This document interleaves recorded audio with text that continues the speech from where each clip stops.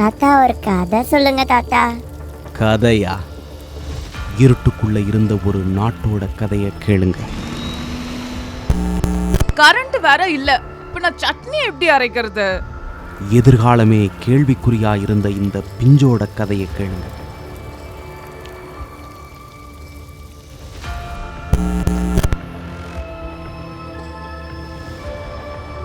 குடும்பத்தை பார்க்க முடியாம தவிச்சு நின்ன இந்த ஐயாவோட கதையை கேளுங்க. கோவை போன்ற நகரங்களில் தொடர் மின்தடை காரணமாக தொழிற்சாலைகள் மூடப்பட்டு வருவது தொழிலாளர்களிடையே பெரும் அதிர்ச்சியை ஏற்படுத்தியுள்ளது. இப்படி திடீர்னு வேலையை விட்டு போக சொன்னா நான் என்ன பண்றது? என் குடும்பத்தை எப்படி காப்பாற்றுவேன்? எப்பதான் விடியும்?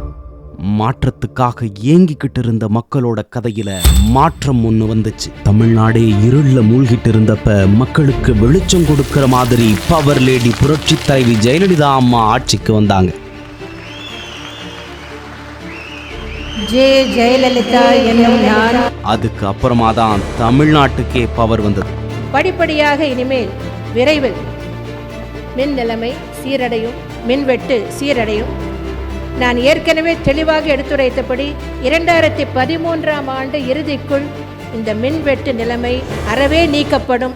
தமிழ்நாடு மீண்டும் ஒளிமயமான மாநிலமாக திகழும். அவங்க ஆட்சி காலத்துல கூடுதலா 8432 மெகாவாட் மின்சாரம் 5 ஆண்டுகள்ல கூடுதலா பெறப்பட்டதா சட்டசபையில அறிவிச்சாங்க புரட்சி தலைவி அம்மா. விவசாயிகளுக்கு மும்முனை இலவச மின்சாரம் வழங்கியது அம்மாவோட ஆட்சி. கோவை, திருப்பூர்ல தொழில் நிறுவனங்கள் வெற்றிகரமா இயங்க ஆரம்பிச்சு 2011 இருந்து 2016 வரைக்கும் அம்மாவோட ஆட்சியில மின்மிகை மாநிலமா தமிழ்நாடு உருவானதால அடுத்த 5 ஆண்டு கால ஆட்சியும் அம்மாவோட பொற்கால ஆட்சியா மலர்ந்தது.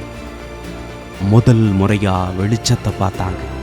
எப்படி நம்பிக்கையை கொடுக்கிறதோ, உழைப்பு எப்படி வசதியை கொடுக்கிறதோ, திறமை எப்படி வெற்றியை கொடுக்கிறதோ, இன்றும் உங்கள் நல்ல ஆதரவோடு எனது தலைமையிலான அனைத்திந்திய அண்ணா திராவிட முன்னேற்ற கழக அரசு அமையவே ஆனால் இன்னும் இதைவிட சிறப்பான திட்டங்கள், நீங்கள் கற்பனை கூட செய்து பார்க்க முடியாத பல திட்டங்களை நான் கொண்டு வருவேன். உங்களுக்காக நான் செயல்படுத்துவேன். மக்களால் நான், மக்களுக்காகவே நான். சார், அம்மா சார், ஜெயலலிதா அம்மா.